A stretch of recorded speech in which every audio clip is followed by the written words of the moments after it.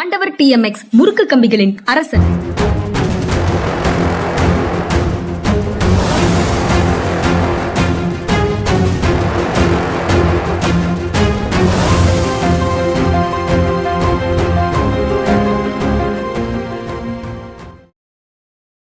அனைவருக்கும் வணக்கம். இது மனிதா மனிதா. இன்றைய தினம் நம்மோடு உரையாடுவதற்காக இணைந்திருக்கிறார் ஊடகவியலாளர் இந்திரகுமார் தேரடி அவர்கள். வணக்கம் தொடர். வணக்கம் தொடர். நேற்று செய்திகளை பார்க்கும் போதே இன்னைக்கு கட்டாயம் அவங்களோட தான் பேசி ஆகணும்னு முடிவு பண்ணியாச்சு. மதுரையில ஒன்றிய உள்துறை அமைச்சர் அமித்ஷா பாஜக நிர்வாகிகள் மத்தியில பேசியிருக்கிறாரு. நிறைய விஷயங்கள் பேசியிருக்கிறாரு. அதுக்குள்ளெல்லாம் போறதுக்கு முன்னாடி அவருடைய மதுரை வருகையை எப்படி பாக்குறீங்க நீங்க? இல்ல, மதுரை தமிழ்நாட்டினுடைய அரசியல் சூழல்ல ரொம்ப முக்கியமான ஒரு நகரம். ரொம்ப நம்ம இப்ப சமீப அரசியலாக இருந்தாலும் சரி அல்லது தொன்மையான வரலாக இருந்தாலும் சரி, மதுரை என்பது தமிழ்நாட்டு அரசியலினுடைய முக்கியமான ஒரு தளமாக தொடர்ந்து இருந்திருக்கிறது. அதனால எந்த கட்சியாக இருந்தாலும் மதுரையில ஒரு மாநாடு நடத்துவது அப்படின்றது எல்லா கட்சிகளுமே தொடர்ந்து செய்யக்கூடிய வேலைதான். தேமுதிக ஆரம்பிக்கிறாங்கன்னா திருப்பரங்குன்றத்துல ஒரு மாநாடு நடத்துவாங்க. வைகோ முதல்ல தேர்தல் பிரச்சாரம் பண்றாரா, திருமங்கலத்துல பிரச்சாரம் பண்ணுவாரு. எம்ஜிஆர் முதல்ல கட்சி ஆரம்பிச்சு தேர்தல் பிரச்சாரத்துக்கு வர்றாரா, மதுரையில தான் முதல் பிரச்சாரம் நடக்கும். அப்படி மதுரை எப்போதுமே அரசியல் முக்கியத்துவம் வாய்ந்த ஒரு நகரம் தான். ஏன்னா அது மதுரை மொத்த தமிழ்நாட்டினுடைய பெரும்பான்மை மக்களை பிரதிபலிக்கக்கூடிய மக்கள் தொகையை அல்லது மக்களுடைய வாழ்நிலையை கொண்ட ஒரு பகுதி. இப்ப சென்னை அப்படின்னு எடுத்துக்கிட்டோம் அப்படின்னா, சென்னையினுடைய முக்கியமான பகுதி அர்பன் சென்டர். ரொம்ப ஹைலி அர்பனாவும் காஸ்மோபாலிட்டன் நேச்சரோடையும் இருக்கக்கூடிய ஒரு நகரம். கோவை அப்படித்தான் இருக்கும்.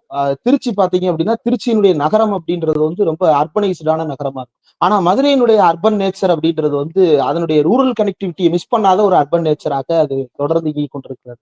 அதனால மதுரையினுடைய ஜனத்தொகை குறிவைப்பது அப்படின்றது மொத்த தமிழ்நாட்டிற்கும் ஒரு தமிழ்நாட்டை புரிந்து கொள்வதை மதுரையிலிருந்து நம்ம புரிந்து கொள்ளலாம். அதனால மதுரை முக்கியத்துவம் வாய்ந்தது. இதுல பாஜக இப்போது மதுரையை குறிவைத்திருப்பதற்கான காரணம் என்ன அப்படின்னா, நேற்று அவர் வந்ததனுடைய முக்கியமான நோக்கமே ஜூன் 22 அவர்கள் நடத்த போகின்ற அந்த முருக பக்தர்கள் மாநாடு என்கின்ற பெயரில் நடக்க போகின்ற ஒரு மதவெறி மாநாட்டை ப்ரமோட் பண்ணுவதற்காகவும் அதற்கு நிர்வாகிகளை ஊக்குவிப்பதற்காகவும் தான் சென்றிருக்கிறார் அப்படின்றதுதான். ஏன் மதவெறி மாநாடுன்னு சொல்றீங்க? அவங்க வேல் யாத்திரை எல்லாம் பண்ணியிருக்கிறாங்க, தொடர்ச்சியா முருகனை பேசிட்டே இருக்கிறாங்க சமீப காலங்கள்ல. மதவெறி மாநாடுன்னு சொல்றதுக்கு என்ன காரணம்? இல்ல, இப்ப திமுக அரசாங்கம் கூட இப்ப சமீபத்துல முருக பக்தர்கள் மாநாடு அப்படின்னு சொல்லிட்டு பழனியில ஒரு 3 நாட்கள் மாநாட்டை நடத்தினார்கள். பகுத்தறிவாளர்கள் தரப்பிலிருந்து பல்வேறு விமர்சனங்கள் வந்தாலும் அவங்களுடைய டார்கெட் அப்படின்றது பக்தி நெறியில் இருப்பவர்களை பின்படுத்துவது, ஊக்குவிப்பது, அந்த மாதிரியான அஜெண்டா தான் அதற்கு உள்ளுக்குள் இருந்தது. விமர்சனங்கள் அதுல தனி. அப்ப இங்க அப்படி கம்பேர் பண்ணி பார்த்தோம் அப்படின்னா, பக்தியை வளர்ப்பதுதான் இவர்களுடைய நோக்கமா, அல்லது முருகனை பலரும் வழிபடக்கூடிய கடவுளாக முன்னிறுத்துவதுதான் இவர்களுடைய நோக்கமா, அல்லது ஒரு பக்தி மறுமலர்ச்சி இயக்கத்தை இவர்கள் செய்ய விரும்புகிறார்களா? அப்படியெல்லாம் இதுல நோக்கமே கிடையாது. இதனுடைய நோக்கமே என்ன அப்படின்னா, மதுரையில் இருக்கக்கூடிய அந்த திருப்பரங்குன்றம் மலையில் இருக்கக்கூடிய சிக்கந்தர் தர்காவை எப்படியாவது தூர எறிய வேண்டும். சிக்கந்தர் தர்கா குறிவைக்கப்படுவதுன்றது சிக்கந்தர் தர்காவை நீக்கினால் மட்டும் சரியாகக்கூடியதா அப்படின்னா, சிக்கந்தர் தர்கா என்பது ஒரு குறியீடு.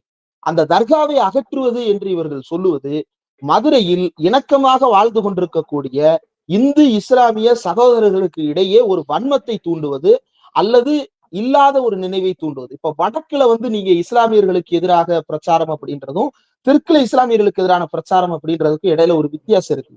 வடக்குல இஸ்லாமியர்களுடைய ஆட்சி காலத்தில் அங்கிருந்த மக்கள் மத்தியில பழைய நினைவுகளாக அல்லது இல்லாத ஒரு கதை அவர்கள் மத்தியில் உலாவ விடப்பட்டிருக்கிறது. அதன் பேரால் அவர்கள் மத்தியில் அச்ச உணர்வை விதைக்க முடிகிறது.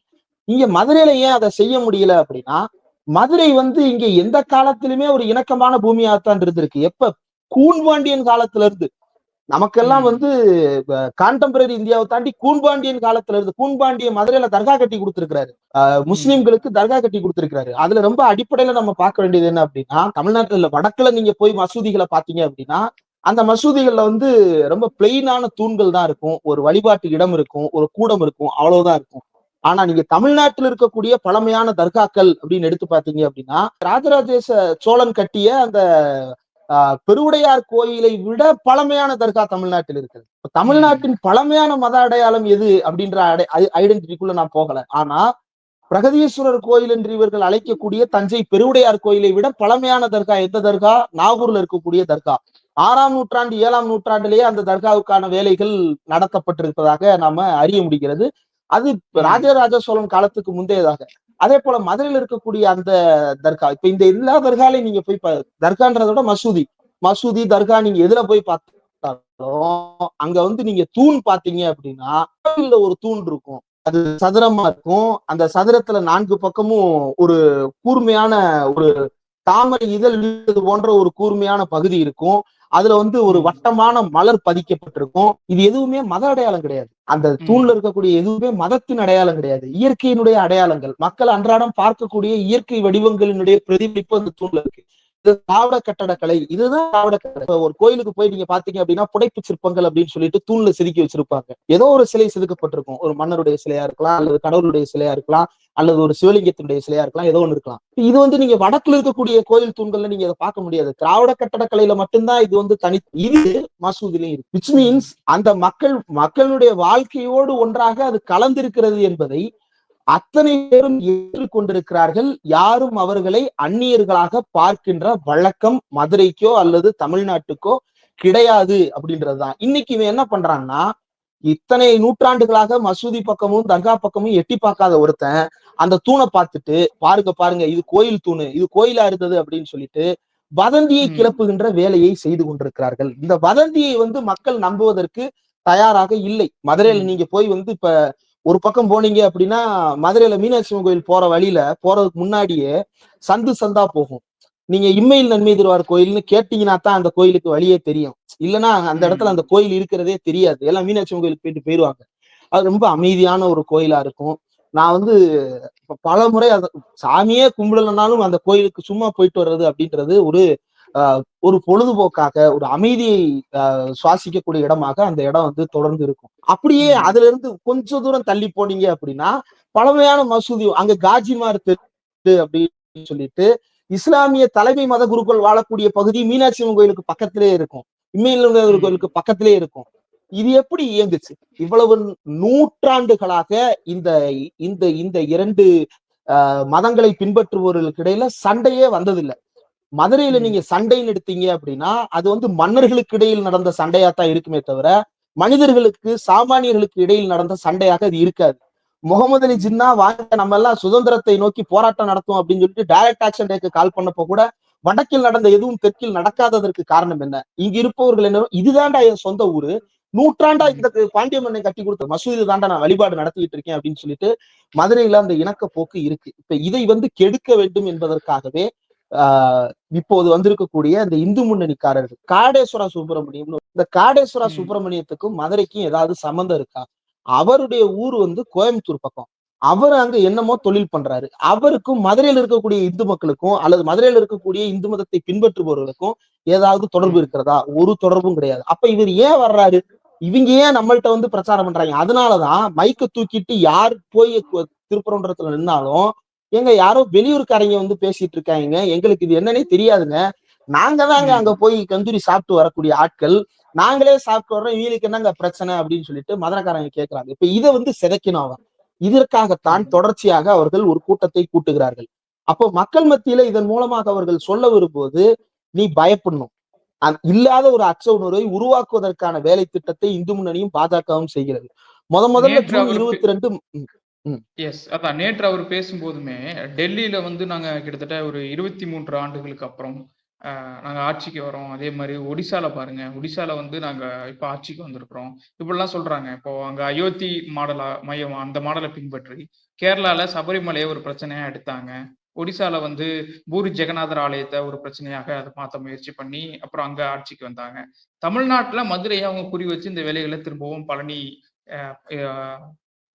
வேல் யாத்திரை தொடர்பாக பேசினது, இப்போ மதுரை வச்சு பேசுறது அப்படிங்கிறதெல்லாம் பார்க்கிறோம். அப்போ அவங்க இந்த ஃபார்முலா இங்க ஒர்க் அவுட் ஆகும்னு நினைக்கிறீங்களா? இப்போ நீங்க பேசும்போது இதே ஃபார்முலாவை எல்லா இடத்துலயும் அப்ளிகபிள் பண்ணி பாக்குறாங்க, அதை எப்படி நீங்க பாக்குறீங்க? இல்ல, இது ஒர்க் அவுட் ஆகல.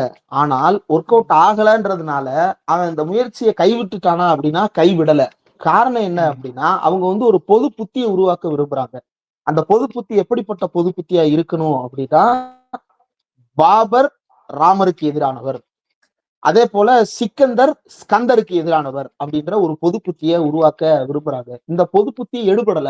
ஆனா அதன் காரணமாகத்தான் இப்ப நீங்க முருக பக்தர்கள் மாநாடு நம்ம நடத்துற மாநாட்டுக்கு என்ன பண்றாங்க அப்படின்னா, எல்லா மாவட்டத்துக்கும் போய் மாவட்ட வாரியா முருக பக்தர்கள் ஆலோசனை கூட்டம்னு இந்து முன்னணியும் பாஜகவும் சேர்ந்து நடத்தி ஒவ்வொரு மாவட்டத்துல இருந்து ஆளுகளை திரட்டிட்டு வந்து மதுரையில இந்த கூட்டத்தை நடத்துறதுக்கு பிளான் பண்றாங்க. இன்னொன்னு இப்ப அந்த கூட்டத்துக்கு முன்னாடி இப்ப இன்னைக்கு 9ஆம் தேதி நினைக்கிறேன். ஆமா, இன்னைக்கு என்ன நடக்குது அப்படின்னா, மதுரையில வந்து ஒரு இடத்துல வந்து எல்லா இடங்கள்ல வழிபட்டு வந்த அந்த வேலை வச்சு இவங்க சாமி கும்பிடுறாங்களாம். நீங்க ஒண்ணு கவனிச்சிருக்கீங்களா? நம்ம எல்லார் வீட்லயும் வந்து கடவுள் பக்தர்கள் இருப்பாங்க. நம்ம வந்து பக்தி நெறியிலிருந்து விலகியவர்களா இருக்கலாம்.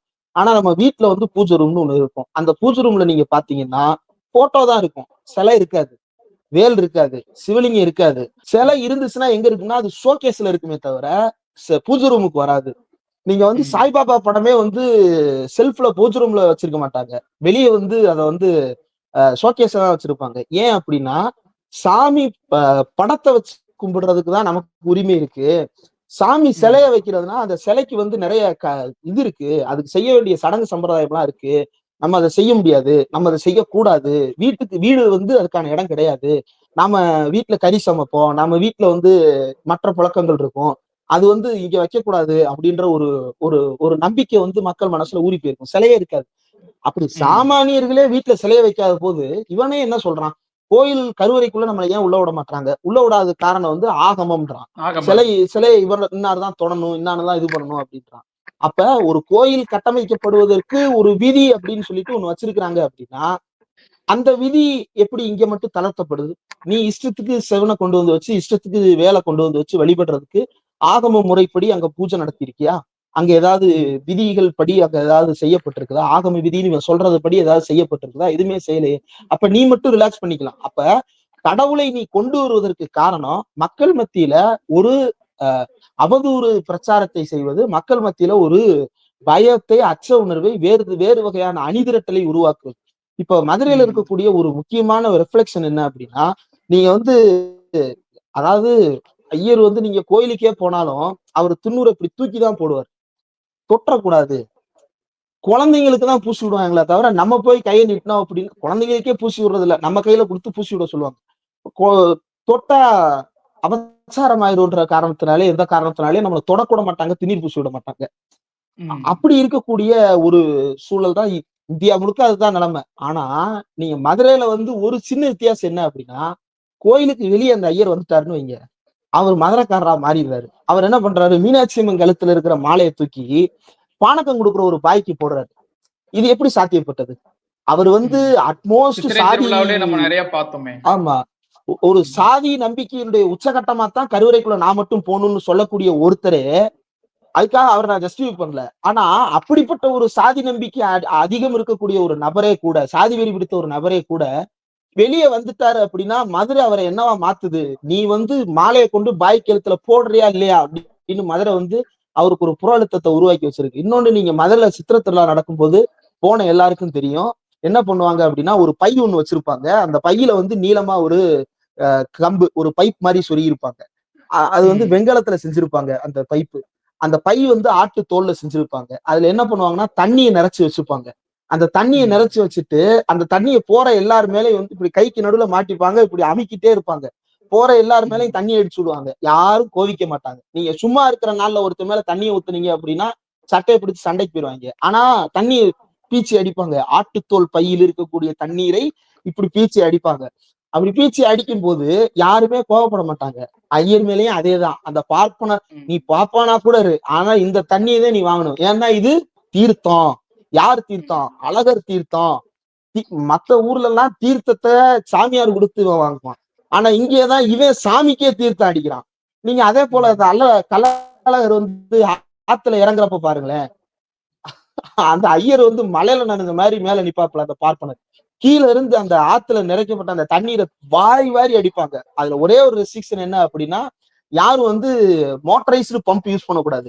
ஏன்னா அது வந்து கண்ணை பாதிச்சிருன்றதுனால மோட்டரைஸ்டு பம்ப் யூஸ் பண்ணக்கூடாது. மற்றபடி கையில வைத்திருக்கக்கூடிய பொருள்களை வைத்து தண்ணியை வாரி வாரி அடிக்கலாம். சாமிக்கே தீர்த்தம் கொடுக்குறவன் மதுரைக்காரன். சாமி என்ன எனக்கு தீர்த்தம் கொடுக்க, நான் சாமிக்கு தீர்த்தம் கொடுக்குறேன்னு சொல்றவன் மதுரைக்காரன். அவன்கிட்ட வந்து சாமிக்கே விபூதி அடிக்க பாக்குறாங்க இவங்க அப்படின்னா. இவன் என்ன பண்றான்னா, நீ சாமியை காப்பாத்த வேண்டாம், நான் ஏன் காப்பாத்தணும், அது வாட்டுக்கு வருது, நான் கும்பிடுறேன் போறேன். இப்ப நான் என்னத்த இதுல வந்து காப்பாத்த வேண்டி கிடக்கு? கள்ளழகரை யாரும் காப்பாத்த வேண்டிய தேவை வரல, மீனாட்சி அம்மனை யாரும் காப்பாத்த வேண்டிய தேவை வரல, இப்ப சொக்கநாதரை யாரும் காப்பாத்த வேண்டிய தேவை வரல, இமயலின் மீது வர யாரும் காப்பாத்த வேண்டிய தேவை வரல. ஆனா மதுரையில இருக்கக்கூடிய முருகனை மட்டும் காப்பாத்த வேண்டிய தேவை எங்க இருந்து வந்துச்சு அப்படின்னா, உண்மையில் காப்பாற்ற வேண்டியது இந்த சங்கிகளிடம் இருந்து அந்த முருகன் கோயில. முருகன் கோயில் கீழே இருக்கு, சிக்கந்தர் தர்கா மேல இருக்கு. மலைக்கு மேல இருக்கிற இடத்துல வந்து அந்த சட்டப்படி பார்த்தாலும் அது அவங்களுக்கு சொந்தமானதாக இருக்கிறது, வரலாற்றுப்படி பார்த்தாலும் அது அவங்களுக்கு சொந்தமான இடமாகத்தான் இருக்கிறது. இந்த பக்கம் காசி விஸ்வநாதர் கோயில் அதற்கு சொந்தமான பகுதி தனியா இருக்குது மலைக்கு மேல. மலைக்கு மேல முருகன் கோயிலே கிடையாது. இந்த வெளியூர்காரன் எவனுக்குமே விஷயம் தெரியாதவன் பூரா என்ன தெரிஞ்சுக்கணும் அப்படின்னா, முருகன் கோயில் மலைக்கு மேலே கிடையாது, மலைக்கு அடிவாரத்துல இருக்கு. மலைக்கு மேல இருக்கிறது தர்காவும் காசி விஸ்வநாதர் கோயிலும். உன்னை ஏமாத்துறாங்க அப்படின்றத நம்ம புரிஞ்சுக்கணும். இப்ப அமித்ஷா என்ன சொல்றாரு, திமுக அரசாங்கம் வந்து திருப்பரங்குன்ற மலைய சிக்கந்தர் மலைன்னு சொல்லுதான். திமுக அரசாங்கம் எந்த அரசு ஆவணத்துல சிக்கந்தர் மலைன்னு எழுதி வச்சிருக்குது? அதே போல சிக்கந்தர் மலைன்னு சொன்னாலும் மதுரக்காரனுக்கு அதுல எந்த பிரச்சனையும் இல்லையே, சாமி கும்பிடுறவனுக்கு அதுல எந்த பிரச்சனையும் இல்லையே. தர்காவுக்கு போறவனுக்கும் பிரச்சனை இல்ல, மலைக்கு மேல அட்டி போடுறவனுக்கும் பிரச்சனை இல்ல. குஜராத்ல இருக்கிறவருக்கு பிரச்சனையா இருக்குல்ல, டெல்லியில இருக்கிறவருக்கு பிரச்சனையா இருக்குல்ல. அதுதான் இப்ப என்னன்னா இவங்க மத்தியில இப்ப இது வந்து அப்படியே கர்நாடகால ஒரு இடத்துல நடந்தது. அங்க கூப்ளி பகுதியில் இருக்கக்கூடிய ஒரு மலை பகுதியில வந்து ஒரு இஸ்லாமிக் சூஃபி செயின்ட் ஒருத்தருடைய சமாதி இருக்கிறது. இன்னொரு பக்கம் ஒரு இந்து சன்னியாசியினுடைய சமாதி இருக்கிறது. ரெண்டு ஒரே இடத்துல இருக்கு. எப்படி ரெண்டும் ஒரே இடத்துல இருக்க முடியுது? ஏன்னா அந்த மக்கள் அதுக்கு பழக்கப்பட்டிருக்கிறாங்க. அந்த ரெண்டும் ஒரே இடத்துல இருக்க முடியும், அதுல வந்து எந்த சிக்கலும் இல்ல. ஆனா இவன் என்ன பண்றான் அப்படின்னா, அது இந்துக்களுக்கு சொந்தமான இடம்னு கலவரம் பண்றான். அந்த இடத்துல போய் வேண்டுமென்றே என்ன பண்றாங்க அப்படின்னா, வெளியூர்ல இருந்து 1992 93ல நடந்த சம்பவம். வெளியூரில் இருந்து வேன்ல ஆளை கூட்டிட்டு வந்து அங்க வந்து சாமி கும்பிட வைக்கிறது. அதாவது ஒரு சபரிமலை மாதிரியான ஒரு வழிபாட்டு தலமாக அதை மாற்றுவதற்கான, செயற்கையாக மாற்றுவதற்கான முயற்சிகளை அதற்கு முன்பு ஜனசங்கம் செய்தது, அடுத்து பாரதிய ஜனதா செய்தது, இந்து மதவெறி கட்சிகள் அதை செய்து கொண்டிருந்தன. செய்வதற்கு வந்து 10,000 ஓட்டு கூட வாங்க முடியாத ஒரு இடத்துல பாஜக அதற்கு பிறகு 46,000 ஓட்டு, அதற்கு பிறகு 86,000 ஓட்டு அப்படின்னு சொல்லிட்டு அதனுடைய வளர்ச்சியை வந்து மல்டிப்ளை பண்றாங்க. எப்படி மல்டிப்ளை பண்றாங்க? மக்கள் மத்தியில ஒரு அச்ச உணர்வை உருவாக்குவது. அச்ச உணர்வை எப்படி எல்லாம் உருவாக்குறான் அப்படின்னா, ஒரு சிம்பிளான டேர்ம்ஸ்ல சொல்லணும் அப்படின்னா, என்ன இருந்தாலும் இவங்களுக்கும் நம்ம ஊருக்கு என்ன சம்பந்தம்? இவங்க அரபு தானே பேசுறாங்க, இவங்க உருது தானே பேசுறாங்க, அரபு பேசுறாங்க, உருது பேசுறாங்க, என்னமோ பேசிட்டு போறாங்க. உன்கிட்ட வந்து அந்த உருது மொழியை திணிச்சிருக்காங்களா என்னைக்காவது? உன்கிட்ட வந்து நீ அரபி கத்துக்கிட்டு தான் என்கிட்ட பேசணும்னு சொல்லியிருக்காங்களா? அரபி தெரிஞ்சவன் மட்டும்தான் பள்ளிவாசலுக்கு வரணும்னு சொல்லியிருக்காங்களா? உருது தெரிஞ்சவன் மட்டும்தான் பள்ளிவாசலுக்கு வரணும்னு சொல்லியிருக்காங்களா? இது எதுவுமே தெரியாம முஸ்லிமாவும் இருந்து பள்ளிவாசலுக்கு போய் தொழுகவும் செய்யறாங்க. இது எதுவுமே தெரியாம இந்துவா இருந்து பள்ளிவாசலுக்கு போயிட்டு வரவங்களும் இருக்கிறாங்க, தர்காவுக்கு போயிட்டு வரவங்களும் இருக்கிறாங்க. இப்ப இவ்வளவு எப்படி இங்க சாத்தியப்பட்டது? இப்ப அமித்ஷா தான் இதுல வந்து அந்நியராக மாறுகிறார். ஒண்ணும் இல்ல, அதாவது தமிழ்நாட்டினுடைய நிலப்பரப்புக்கு வெளியில் இருந்து, அது கடல் கடந்தும் இருக்கலாம் அல்லது விந்திய மலை கடந்தும் இருக்கலாம், அவர்கள் இங்கு வந்து தமிழ்நாட்டு மக்களிடம் அவர்களுடைய கருத்துக்களை பேச வந்திருக்கிறார்களா? ஆமா, வந்திருக்கிறார்கள். வீரமாமுனிவர்னு ஒருத்தர், அவர் கான்ஸ்டன்டைன் ஜோசபெஸ்கின்னு ஒருத்தர் வர்றாரு. வர்றவர் என்ன பண்றாரு, வந்துட்டு இவ்வளவு பழமையான மொழியை நான் கற்றுக்கொள்ள முடியவில்லையே. அவர் என்னைக்காவது அழுதாரா? நான் உங்கள்கிட்ட பேசுவதற்கு எனக்கு பொதுமொழி இல்லாமல் போய்விட்டதே, நீங்க எல்லாரும் இங்கிலீஷ் கத்துக்கிட்டா நான் இங்கிலீஷ்ல உங்கள்கிட்ட பேசிடலாமே அப்படின்னு கான்ஸ்டன்டைன் ஜோசபெஸ்கி சொன்னாரா? கான்ஸ்டன்டைன் ஜோசபெஸ்கி என்ன பண்ணாரு, தமிழை கற்றுக்கொண்டது மட்டும் இல்லாமல் தமிழில் ஆக சிறந்த ஒரு இலக்கியமாக இன்றைக்கும் நாம் கொண்டாடி கொண்டிருக்கக்கூடிய தேம்பாவணி என்கின்ற அந்த இலக்கியத்தை உருவாக்கி தந்துட்டு போறாரு. வீரமாமுனிவர்னு பேரையே மாத்திக்கிறாரு. அதாவது சீர்திருத்தம் கூட அவர் பண்ணிருப்பதாக செய்தி இருக்கு. ஆமா, இவ்வளவே அவர் செஞ்சுட்டு போறாரு. ஜியு போப்னு ஒருத்தர் வந்தாரு. ஜியு போப் வந்துட்டு, ஆஹா, இவ்வளவு பழமையான ஒரு லிட்டரேச்சர் இருக்கு, கப்லெட்ஸ், இங்கிலீஷ்ல வந்து அதுக்கு பேர் கப்லெட்ஸ், அதாவது 2 வரியில ஒரு கருத்தை சொல்றான். 2 வரியில ஒரு கருத்தை சொல்றான். இந்த கருத்தை வச்சு நம்ம பக்கம் பக்கமா எழுதுற அளவுக்கு இதுல கருத்து இருக்கே, இவ்வளவு சொல்றானே அப்படின்றத தெரிஞ்சுக்கிட்டு, இதையெல்லாம் படிப்பதற்கு எனக்கு தமிழ் தெரியவில்லையேன்னு அமித்ஷா மாதிரி அந்த ஆள் வந்து அழுகல, மாறா தமிழ் கத்துக்கிட்டு அதை இங்கிலீஷ்ல டிரான்ஸ்லேட் பண்ணி கொண்டு போறாரு. சரி, திருக்குறளை மட்டும் தான் கொண்டு போனாரா? திருவாசகத்தையும் கொண்டு போனார். எந்த அந்நிய நாட்டை சேர்ந்தவர்கள் இங்கு மதத்தை பரப்ப வந்தார்கள் என்று சொன்னார்களோ, அந்த அந்நிய நாட்டை சேர்ந்தவர்கள் தான் இங்கு இலக்கியத்திற்கு அவ்வளவு, இடைக்காலத்தில் இலக்கியத்திற்கு அவ்வளவு செழுமையையும் ஏற்படுத்தி தந்தவர்கள். இங்கு பின்பற்றி கொண்டிருந்த சைவம் உள்ளிட்ட சமயங்களை வேறு நாடுகளுக்கும் கொண்டு போய் சேர்த்தவர்கள் யார்? கிறிஸ்தவர்கள் தான் சேர்த்தான். இந்து என்னைக்கு போய் சேர்த்தான்? இந்து என்ன சொன்னா? கடல் தாண்டி போறது இந்து இல்ல, பார்ப்பனர்கள். ஏன்னா வைதீக மதம், அந்த வைதீக மதத்தை பரப்புவதற்கு கூட இவன் கடலை தாண்டக்கூடாது அப்படின்றது உதாரணம். அதனாலதான் சாமி விவேகானந்தர் அவர் சிக்காகோல நடக்கிற அனைத்து மத மாநாட்டுக்கு போகணும்னு ஆசைப்படுறாரு. ஒண்ணும் இல்ல, இப்ப நம்ம ஊருக்குள்ள எவ்வளவோ paper presentation, symposium, work shop இது மாதிரி போவோம். அந்த மாதிரி அவர் ஒரு ரிலீஜியஸ் ஒர்க் ஷாப்புக்கு போகணும்னு நினைச்சிருக்கிறாரு. போறது அவர் பாட்டுக்கு போறாரு. 4 பேர்ட்ட அவர் பிக்ஷா தர்மம் உள்ளிட்டவற்றெல்லாம் நம்பிக்கை உள்ளவர்களா கூட எப்படியோ போயிருக்கலாம். இவன் என்ன பண்ணா? இவன் சூத்திரன் எப்படி இந்த மாதிரி இந்து மதத்தை பத்தி பேச போலாம்? இந்து மதத்தை சேர்ந்தவர்கள் கடல் தாண்டி போலாமா? இவ்வளவு பேசினான். ராமநாதபுரத்துல இருக்கக்கூடிய சேதுபதி மன்னன் என்ன பண்றாரு? காசை கொடுத்து நீ போயிட்டு வான்னு அனுப்பி வைக்கிறாரு. அப்ப உனக்கும் எனக்கும் அவ்வளவு வித்தியாசம் இருக்கு. வெளியில இருந்து வந்தவனையும் ஏத்துக்கிட்டு அவன் எனக்கு தமிழ் தொண்டு செஞ்சிருக்கிறான். இங்க இருந்து நான் அவனை அனுப்பி விட்டு அவன் இந்து மத தொண்டும் செஞ்சிருக்கிறான். அப்போ இந்தியாவுக்கு முன்னோடியாக திகழக்கூடிய பண்பாட்டை கொண்டவர்களாக தமிழர்கள் இன்றைக்கு வாழ்றான். அமித்ஷா மாதிரி அழுகல. அமித்ஷா மாதிரி இதுக்கு முன்னாடி அந்த கான்ஸ்டன்டைன் ஜோசபஸ்கி மட்டும் இல்ல, டி நோபிலின்னு ஒருத்தர் இருக்கிறாரு தமிழ்நாட்டுல. அதற்கு முன்பு எல்லாமே இலக்கிய நடை எல்லாமே கவிதை மரபுகளாக இருந்தது. தமிழ்நாட்டின் முதல் உரைநடை இலக்கியங்கள் அப்படின்னு நீங்க எடுத்தீங்கன்னா டி நோபிலி பேரை தவிர்க்கவே முடியாது. மதுரக்காரன் டி நோபிலிக்கு செலவச்சு கொண்டாடுறான். ஏன்? அவன் தமிழுக்கு தொண்டு செய்திருக்கிறார். கால்டுவெல்னு ஒருத்தர் வர்றாரு. அவர் ஒரு மிஷினரி. அவர் இங்க என்ன செய்யறாரு? ஒப்பிலக்கணம் பண்றாரு, தமிழ். அவருக்கு இருந்த தரவுகளை வைத்து அவர் இந்த ஆய்வுகளை எல்லாம் மேற்கொண்டு மக்களுக்கு சில கருத்துக்களை சொல்லிவிட்டு போகிறார். அப்போ யாருமே நான் தமிழ் தெரியாம போச்சு, உங்கள்கிட்ட பேச முடியாம போச்சு, உங்களுக்கும் எனக்கும் காமன் லாங்குவேஜ் இல்லாம போச்சு, நீங்க அந்த காமன் லாங்குவேஜ கத்துக்கிட்டா நம்ம எல்லாம் சந்தோஷமா பேசலாமே அப்படின்னு எவனும் அழுகல.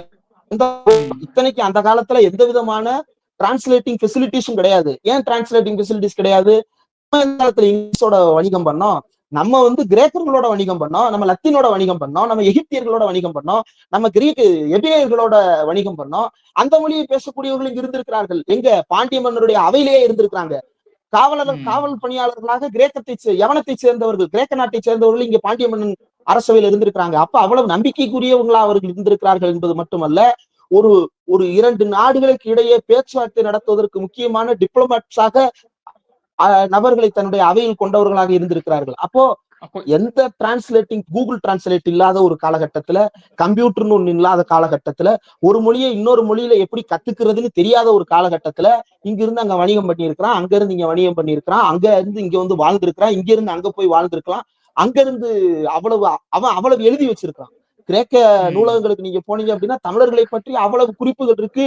JNU பல்கலைக்கழகத்துல தமிழ் பரதன் உள்ளிட்ட ஆய்வாளர்கள் எல்லாம் அங்க போய் பார்த்துட்டு தமிழை பத்தி இங்க இவ்வளவு குறிப்புகள் இருக்குன்னு அவ்வளவு ஆச்சரியமாக இங்க பதிவு பண்றாங்க. அப்போ இவன்ட்ட நீ என்ன சொல்ற? என்னால தமிழ் கத்துக்க முடியலையே. ஏன் கத்துக்கிட முடியல? ஒரு 15 நாள் உட்காந்து ஸ்போக்கன் தமிழ் கிளாஸ் முத்துராமலிங்க தேவர் பேரை சொல்றதுக்கு வாய் அவ்வளவு உளருது. இவ்வளவு உணர்வை ஏன்? ஒரு நேம், நவுன், ஒரு நவுனை உன்னால சொல்ல முடியல. இப்ப தமிழர்கள்ட்ட ஒரு வெளிநாட்டு பேரைய கூட சொல்லட்டுமே, அவன் இப்ப இங்கிலீஷ்ன்றது ஒரு மாதிரி இருக்கு. நான் அது ஆங்கிலம் கிரேக்ல இருந்து இங்க வர்றான், அவனுக்கு யவனர் அப்படின்றான். அப்ப அதே போல ஒவ்வொரு இதுக்கும் இவன் ஒரு பேர் வச்சு இவன் கூப்பிடுறான். அப்போ உனக்கு முத்துராமலிங்கம் அப்படின்ற அந்த பேரை, ராம் அப்படின்றது நார்த்ல காமனான நேம் தான், லிங்கம் அப்படின்றது நார்த்ல காமனான நேம் தான். உனக்கு அதுல வர வேண்டிய ஒரே வார்த்தை முத்து மட்டும்தான். பசும்பொன் முத்துராமலிங்கம்ன்ற அந்த வார்த்தை உன் வாயில இருந்து வர்றதுக்கு இவ்வளவு தடுமாறுது அப்படின்னா நீ தமிழ் கத்துக்கிட வேண்டிய அவசியம் இல்ல. முதல்ல எழுத படிக்க கத்துக்கிறணும். அதற்கு பிறகு தமிழ் கத்துக்கிறத பத்தி யோசிக்கலாம், மக்கள்கிட்ட பேசலாம். அதுக்கு பிறகு என்னன்னாலும் பண்ணலாம். சரி, இவ்வளவு வெளிநாட்டிலிருந்து வந்த பாதிரியார்கள் இவ்வளவு தொண்டு செஞ்சிருக்காங்கல்ல தமிழுக்கு, நீ என்ன தொண்டு செஞ்ச? எந்த இலக்கியத்தை வேற மொழிக்கு மொழிபெயர்த்த? எந்த இலக்கியத்தை புதுமையா எனக்கு சேர்த்திருக்கிற? ஒண்ணும் இல்ல.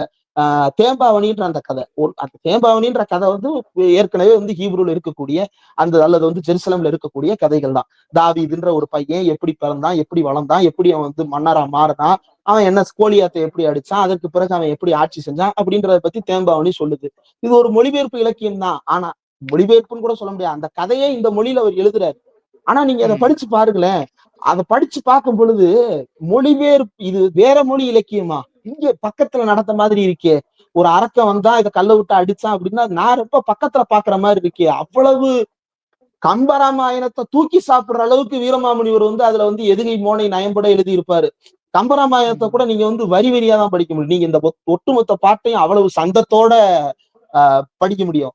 அந்த தேம்பாவணி பாடல்களை இப்படி இலக்கியத்துக்கு தொண்டு செஞ்சிருக்கிறாங்களே, இவன்ட்ட வந்து நீ சரி, இது இஸ்லாமியர், இது வந்து கிறிஸ்தவர்கள். இஸ்லாமியர்கள் என்ன செஞ்சிருக்கிறாங்க அப்படின்னு எடுத்து பார்த்தோம் அப்படின்னா, உலகத்திலேயே வேற எந்த மொழியிலையும் வந்து அவன் மொழியில மதத்தை பரப்புறதுக்கு முன்னாடி எல்லா மதத்தை சேர்ந்தவர்களும் தமிழ்ல வந்து சேர்ந்திருக்குது. பௌத்த இலக்கியமா தமிழ்ல இருக்கு, ஜெயின் இலக்கியமா தமிழ்ல இருக்கு, இந்து இலக்கியமா தமிழ்ல இருக்கு, இஸ்லாமிய இலக்கியமா தமிழ்ல இருக்கு. உமர் புலவர்னு ஒருத்தர் வாழ்றாரு. உமர் புலவரா அதுக்கு முன்னாடியே எழுதி வச்சிருக்கிறான். இஸ்லாமியர்களுக்கு வந்து தமிழ் தொண்டு செய்திருக்கிறார்கள். அப்ப இவ்வளவு வேலைகள் இங்க நடந்திருக்கும் பொழுது இது இடத்துலதான் அந்த எல்லாவற்றையும் கேள்வி வருது.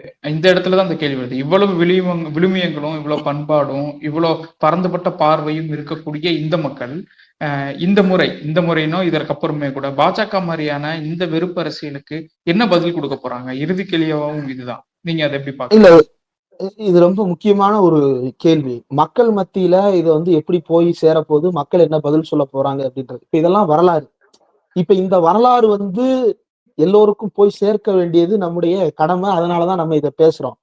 அதே சமயத்துல இந்த வரலாறு தெரியாத அல்லது இந்த வரலாற்றை தெரிந்து கொள்ள கூடாது, இந்த வரலாற்றை திரிப்பாங்க. எப்படி திரிப்பாங்க? ஜியு போப்ப வந்து திட்டுவாரு, ஆளுநர் ரவி திட்டுவாரு, வீரமாமுடி கூட திட்டுவாரு, கால்டுவெல்ல திட்டுவாங்க. ஏன் திட்டுற? அவன் தான் எனக்கு தொண்டு செஞ்சிருக்கிறானே, அவனையே நீ திட்டுற? நீ யாரு திட்டுறது? நான் திட்டி இருக்கணும். அவன் வேற மொழியில இருந்து நீ ஏன்டா என் மொழியை படிச்சேன்னு நான்ல திட்டி இருக்கணும். நான் அவனை ஏத்துக்கிட்டேன். நீ யாரு திட்டுறது? நீ பீகாரி. நீ பீகார்ல போய் பீகார் இலக்கியத்தை பத்தி பேசு. பீகார்ல போய் பீகாருடைய அரசியலை பற்றி பேசு. நீ குஜராத் இலக்கியத்தை பத்தி பேசு. குஜராத்ல நீ உன்னோட, அதாவது ஒருத்தன் வந்து தன்னோட மொழியவே இந்திக்கு கீழான மொழின்னு ஏத்துக்கிட்ட ஒருத்தன் நம்மள்ட்ட வந்து என்ன சொல்றான்? இஸ்லாமியர்களிடம் இருந்து கவனமாக இருக்க வேண்டும். சிக்கந்தர் மலைன்னு பேர் வைக்கிறாங்க. சிக்கந்தர் மலை அப்படின்ற அந்த பேர் வச்சா உனக்கு என்ன பிரச்சனை? சிக்கந்தர் மலைன்னு நானும் சொல்லுவேன், மக்களும் சொல்லுவாங்க. அங்க பாய் போயிட்டு வரதுல யாருக்கும் பிரச்சனை இல்லை.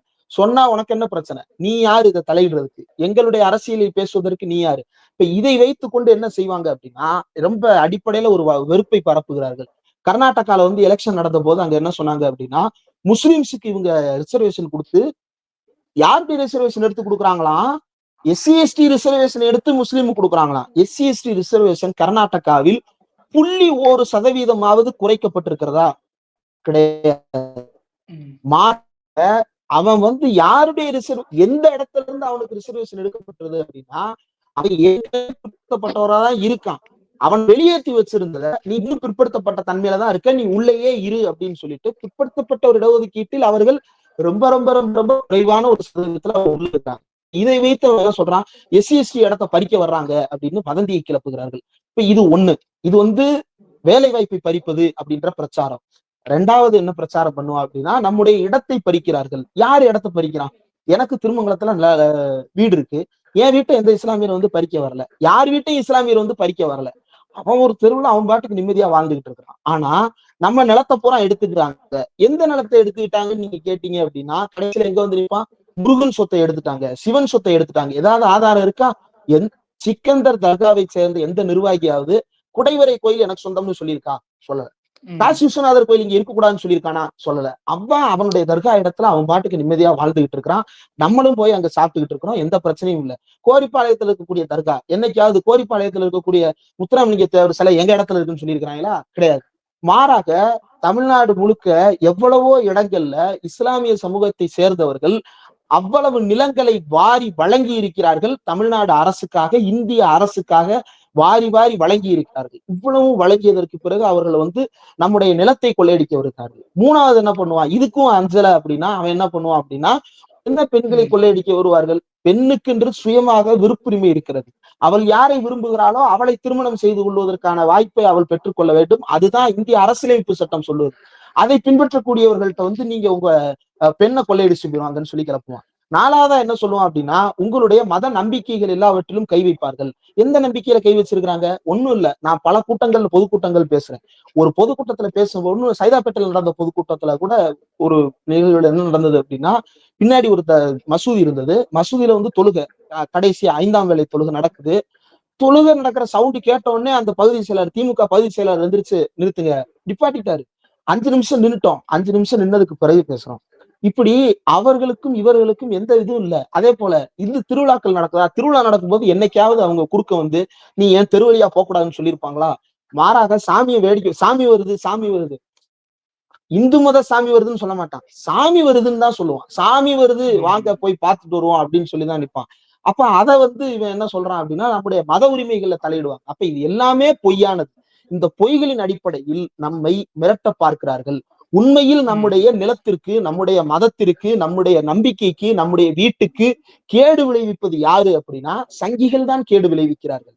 உன்னுடைய பெண் உன்னுடைய சாதியை விட்டு போகக்கூடாது என்று சொல்லி, உன்னுடைய பெண் உன்னுடைய வீட்டை விட்டு வெளியே போய் படிக்கக்கூடாது என்று சொல்லி, உன்னுடைய வீட்டை சேர்ந்தவர்கள் வேறு ஒருவரோடு பழகக்கூடாது என்று சொல்லி நம்மை வீட்டுக்குள்ளேயே அடைக்க பார்க்கிறவர்கள் யார் அப்படின்னா இந்த இந்து மத வெறியர்கள் தானே தவிர இஸ்லாமியர்கள் அல்ல. அப்போ இந்த மதவெறியர்கள் தங்களை தற்காத்துக் கொள்வதற்காக தங்களுடைய இந்த வெறுப்பு பரவ வேண்டும் என்பதற்காக வேண்டும் என்றே வேலை செய்கிறார்கள். இதுல வந்து ஒரு சிலர் தப்பித்துக் கொள்ளுகிறார்கள். ஆனால் பலரும் ஒண்ணும் இல்ல. இப்ப மதுரையில வந்து யாரும் இஸ்லாமிய வெறுப்பு பேச போறது கிடையாது. ஆனா ஒருத்தன் கிளம்புவான். என்ன கிளம்புவான்னா, எல்லாமே கோயிலை சுத்தி எதுக்கு நீங்க இருக்கீங்க, உங்களுக்கு இங்க என்ன சம்பந்தம்? ஒண்ணும் இல்ல. அவனுக்கு வந்து வாடகைக்கு இடம் கேட்டிருப்பான். அவன் வாடகைக்கு அங்க இடம் கேட்டு கிடைச்சிருக்காரு. அவனை விட நல்ல வாடகை கொடுக்குற ஒருத்தனுக்கு கிடைச்சிருக்கும். அல்லது அவனை விட நல்லவன் இருக்கிற ஒருத்தனுக்கு அங்க இடம் கிடைச்சிருக்கும். உடனே இவன் என்ன சொல்லுவான், அவர் முஸ்லீமா இருக்காரு அப்படின்னு கேட்பான். அப்ப அவன் பிரச்சனையை ஊர் பிரச்சனையா மாத்தி ஊரையே கொளுத்தி விட்டுட்டு போயிருவாங்க. இந்த கொளுத்துற வேலைக்கு நாம இணங்கி விட கூடாது அப்படின்றதுதான் மக்களிடம் நாம் வைக்க வேண்டிய ஒரே வேண்டுகோள். இப்போதைக்கு இது இந்த த்ரெட்டை உருவாக்காம இருக்கலாம். ஆனா லாங் டேர்ம்ல இவனுக்கு உருவாக்குற இந்த பொது புத்தி என்பது தமிழ்நாட்டில் உருவாகாமல் பரவாமல் தடுக்க வேண்டிய பொறுப்பு மக்களுக்கும் இருக்கிறது, தமிழ்நாடு அரசுக்கும் இருக்கு. மிக முக்கியமான கருத்தை சொல்லி முடிச்சிருக்கீங்க. இந்த விவகாரம் தொடர்பாகவும் நிறைய கருத்துக்கள் நீங்க பகிர்ந்துக்கிட்டீங்க. அதனாலதான் நானும் இடைமறிக்கல. மிக முக்கியமான கருத்து. மத நல்லிணக்கம் எவ்வளவு முக்கியமானது அப்படிங்கறத உங்களுடைய பேச்சில இருந்து புரிந்து கொள்ள முடியுது. மக்களும் அதற்கு தக்க பதில் சொல்வார்கள். அந்த மதவெறி கூட்டத்தை அதற்கு தங்களுடைய செயல்பாடுகள் மூலம் பதிலடி கொடுப்பாங்கன்னு நிச்சயம் நம்புவோம். மிக்க நன்றி தோழர், உங்களுடைய நேரத்திற்கும் உங்களுடைய கருத்துக்களுக்கும். நேயர்களுக்கும் நன்றி. மீண்டும் இன்னொரு மனிதம் தான்.